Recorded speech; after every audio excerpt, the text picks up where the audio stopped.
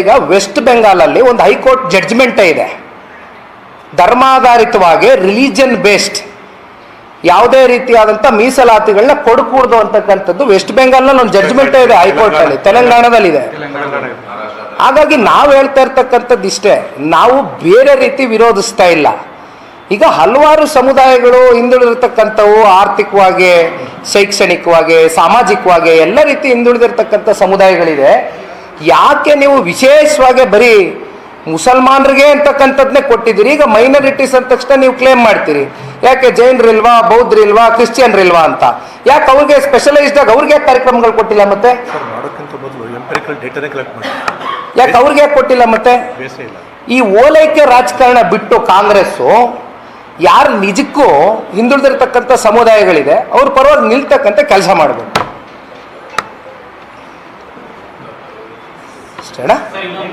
ಈಗ ಮೇಕೆದಾಟು ವಿಚಾರವಾಗಿ ಸ್ಟಾಲಿನ್ ಅವರು ಅವಕಾಶ ಕೊಡಲ್ಲ ಅಂತ ಡಿ ಕೆ ಶಿವಕುಮಾರ್ ಅವರು ಸಭೆಗೆ ಹೋಗಿದ್ರು, ಶಾಲಾಕ್ಸ್ಕೊಂಡು ಬಂದ್ರು. ಈಗ ಆ ಸಭೆ ಆದ್ಮೇಲೆ ಮೇಕೆದಾಟಿಗೆ ಅವಕಾಶ ಕೊಡಲ್ಲ.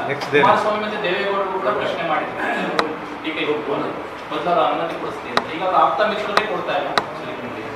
ಈಗ ಇವೆಲ್ಲ ವಿಚಾರ ಕೂಡ ಇಂಟರ್ಸ್ಟೇಟ್ ಏನು ನೀರಾವರಿ ಹಂಚಿಕೆ ವಿಚಾರ ಇವತ್ತು ಕೋರ್ಟ್ನ ಮೆಟ್ಲೇರಿದೆ ಹಲವಾರು ವರ್ಷಗಳಿಂದ.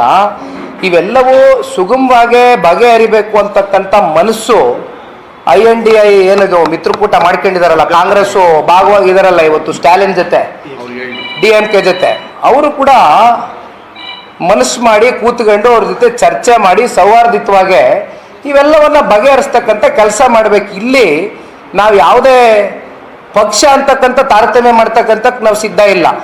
ಇದು ನಮ್ಮ ನಾಡಿನ ನೀರಿನ ವಿಚಾರ, ನಮ್ಮ ರೈತರಿಗೆ ಇದರಿಂದ ಅನುಕೂಲ ಆಗ್ತಕ್ಕಂಥ ನಿಟ್ಟಿನಲ್ಲಿ ನಾವು ಎಲ್ಲರೂ ಒಗ್ಗಟ್ಟಾಗಿ ಒಂದು ಒಳ್ಳೆ ತೀರ್ಮಾನ ತಗೋಬೇಕು. ಅದಕ್ಕೆ ಏನು ಸನ್ಮಾನ್ಯ ಈ ರಾಜ್ಯದ ಉಪಮುಖ್ಯಮಂತ್ರಿಗಳು ಸ್ವಲ್ಪ ದಟ್ಟವಾದಂಥ ಒಂದು ಹೆಜ್ಜೆ ಇಟ್ಟು ಸ್ಟಾಲಿನ್ ಅವ್ರ ಜೊತೆ ಕೂತು ಫಸ್ಟ್ ಒಂದು ಪ್ರಿಲಿಮಿನರಿ ಒಂದು ಮೀಟಿಂಗ್ ಮಾಡಲಿ ಅಂತಕ್ಕಂಥದ್ದು ನಾವೆಲ್ಲ ಆಶಿಸ್ತೀವಿ.